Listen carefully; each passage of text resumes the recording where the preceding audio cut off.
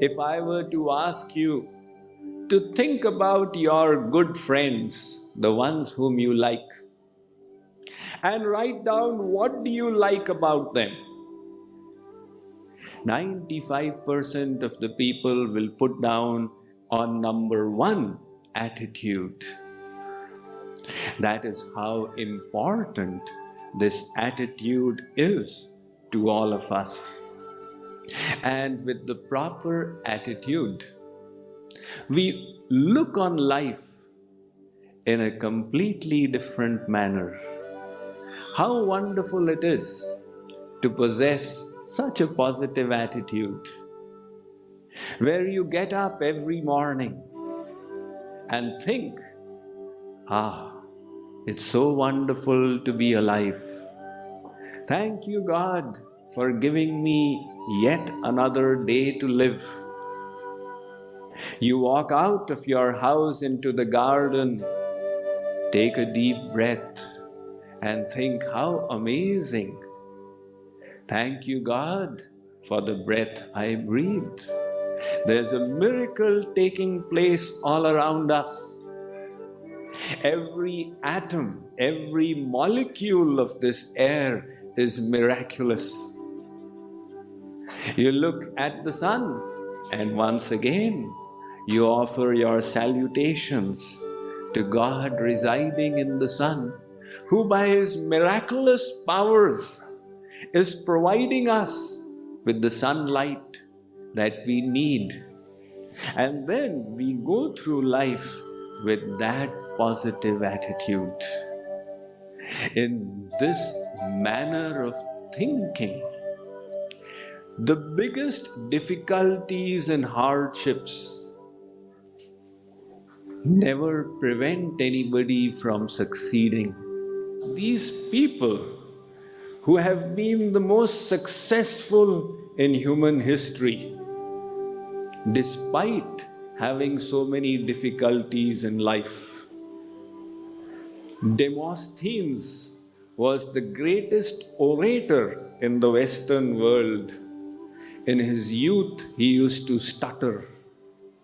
Despite that difficulty, his positive attitude carried him forth.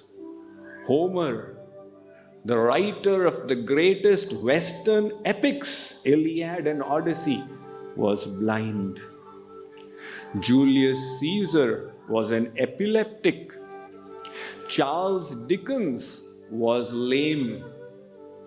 Plato, the greatest philosopher of the Western Hemisphere, was a hunchback.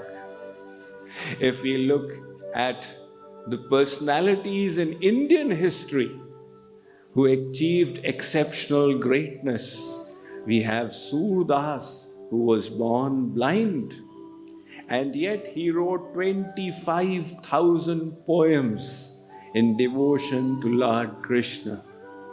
Mirabai was a widow, and she was oppressed by her relatives, yet she wrote such sweet poetry in devotion, which is celebrated all around India even today.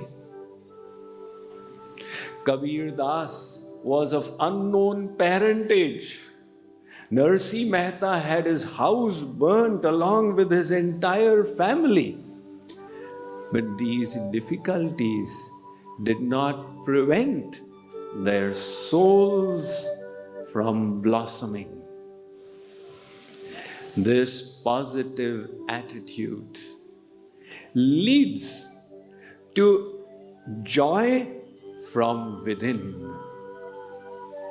And that kind of joy can never be taken away from us.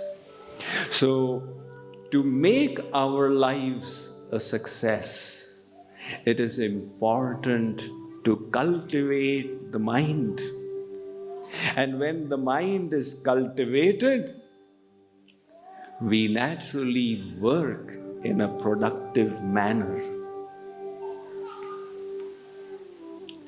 So, how do we reach this stage of productivity? There was once a little boy He was only 5 years old. He was helping out in the building of a community hospital, which was a $30 million project. His work was to sell pencils in the neighborhood. These pencils he was selling for 5 cents. So he went up to one house, rang the bell.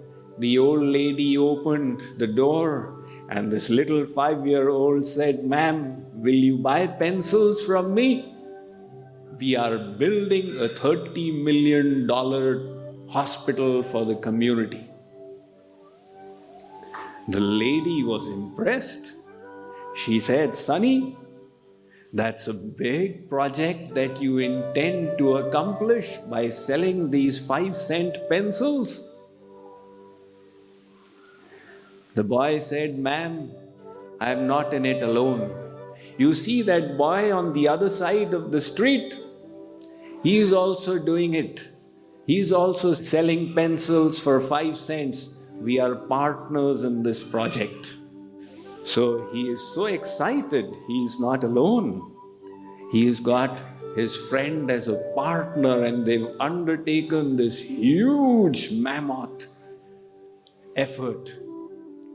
Similarly, we are small and tiny in our little efforts, but we can make God a partner in our project of life.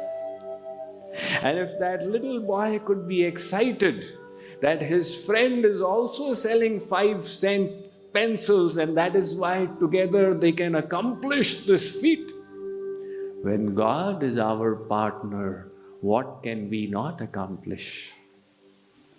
The festival of Holi helps us make God a partner in our life and take His help in optimizing our attitude to life.